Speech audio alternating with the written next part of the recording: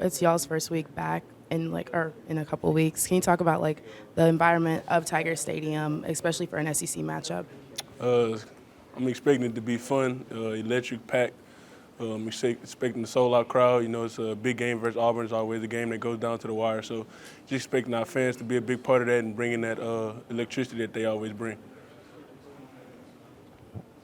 Emery, congratulations. You got the SEC Offensive Lineman of the Week this week. What does an honor like that mean to you? It means a lot, you know, just to know that you're playing good enough to be recognized by the SEC, that you're doing good things, you know. So it always feels good to know that you're going in the right direction, and you know we got to build off that and try to get another one. So you lost your center during that win this past weekend. How do you think Marlon and DJ stepped in and did? I think those guys did a great job of getting us through that game. You know, you lose that leader on our line. You know, everybody looks at Charles like a leader. You know, our communicator. You lose that, so it kind of makes other guys pull the rope a little harder. It makes other guys communicate. Makes other guys step up and play that leader role. So I think those guys did a great job getting in and snapping the ball. And, you know, keeping everything moving on the offense. Speaking of the younger guys that stepped in at center, I mean, everybody talks about you guys as like the starting five, but what kind of depth do you guys have? 'Cause it seems like y'all are deeper this year than maybe in years past. Yeah, we got a lot of depth. You know, we got Lance that can play right and left tackle. We got Marlon Martinez that can play all three positions inside. I played, you know, right tackle, guard, left tackle. We got Charles who done played, you know, every position on the line over the past year. So I think we got a whole bunch of guys who can go all over the line and has a lot of versatility. We have a lot of that in our room, and I feel like, you know, we got a whole bunch of guys that can produce at multiple spots. So I was looking at the remaining teams in your schedule the rest of the way. None of them, besides A&M, are in the top 50 for total offense. So what's your guys' confidence level at that, you know, as an offense, you can lead this team to a win in any game you play? We've kind of been trying to take it one game at a time, trying to look at each opponent, you know, and respect them as much as they need to be respected.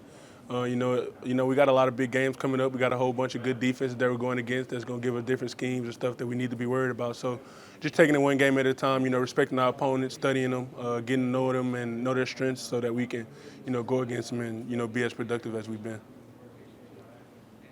I feel like every week there's a new stat that someone on the offense is kind of broken or is leading the country in. A lot more trips up and down the field and into the end zone than at this point last year.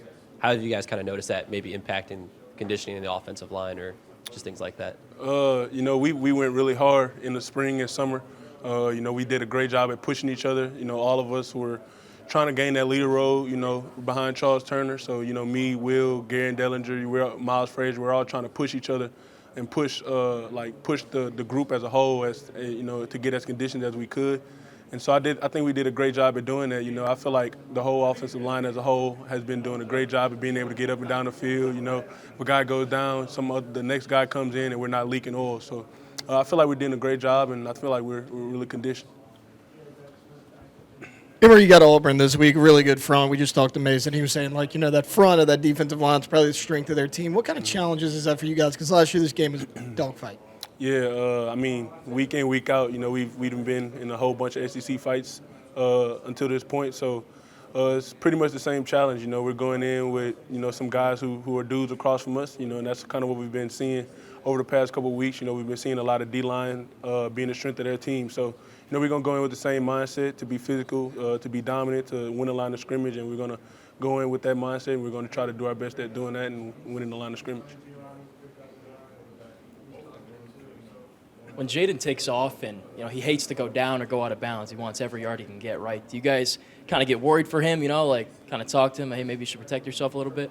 No, we don't talk to him. You know, J5 he's a guy who can do it all. You know, he gets knocked down, you pick him up, he's smiling. You know, he's looking for the play for the next play. So sometimes we just, you know, we tell him, you know, go out of bounds or something like that. But, you know, we're never worried about him. We always know that he's going to pop back up with that smile on his face and, you know, keep being Jaden.